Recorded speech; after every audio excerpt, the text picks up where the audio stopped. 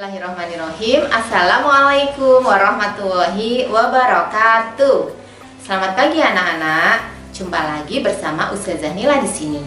Hari ini Ustazah akan menyampaikan sedikit kisah tentang Abu Dzar Al-Ghifari yang merupakan nama dari kelas kita.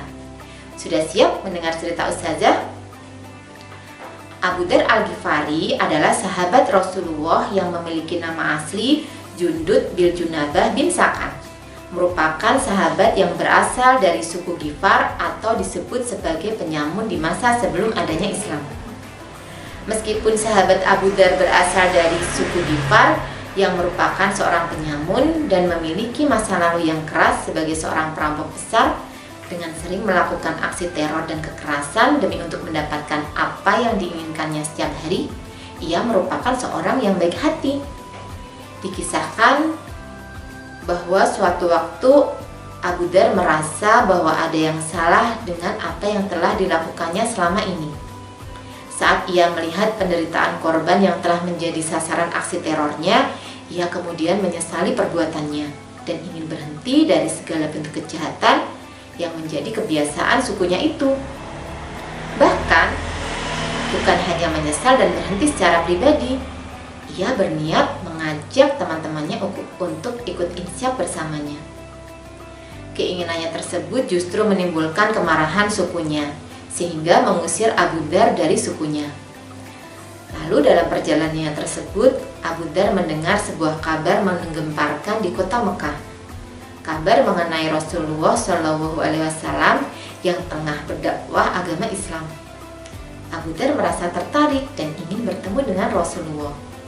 Setelah ia bertemu dengan Rasulullah, ia menyatakan masuk Islam dengan sukarela dan ia termasuk dari salah satu as-sabiqunal awwalun. Setelah Abu Dzar memeluk Islam, dengan rasa bangganya, ia mengumumkan keislamannya dengan berkeliling kota Mekah. Hal itu justru malah memicu kemarahan kaum Quraisy sehingga ia menjadi sasaran kekerasan suku Quraisy. Mengetahui itu, Rasulullah menyuruh Abu Dzar untuk kembali kepada keluarganya. Abu Dzar menerima perintah itu. Dengan membawa kebanggaannya akan Islam, sesampainya ia pada keluarganya, ia menyeru dan mengajak seluruh keluarga dan sukunya untuk memeluk Islam. Dengan berbagai upaya, akhirnya ia mampu membawa suku Ghifar memeluk Islam. Saat Rasulullah hijrah ke Madinah, rombongan Rasulullah bertemu dengan segerombolan kelompok besar yang berbaris rapi dengan tunggangannya sambil menyerukan takbir dengan suara lantang mereka. Rasulullah takjub dan terheran mengenal siapa mereka. Ternyata mereka adalah suku Ghifar yang telah memeluk Islam bersama dengan Abu Dzar. Selain membawa Islam pada sukunya, Abu Dzar juga sahabat yang dikenal sebagai tawadan dalam kesederhanaan. Ia mencurahkan segala kemampuannya untuk melawan segala bentuk kecurangan para penguasa mengenai harta dan kekuasaan.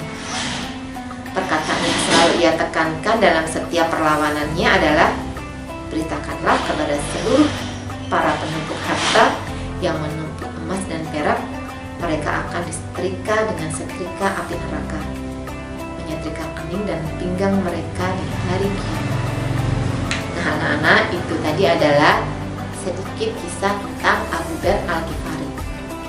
Dan keteladanan yang bisa kita ambil yaitu Abu Dzar adalah seorang yang zuhud ya.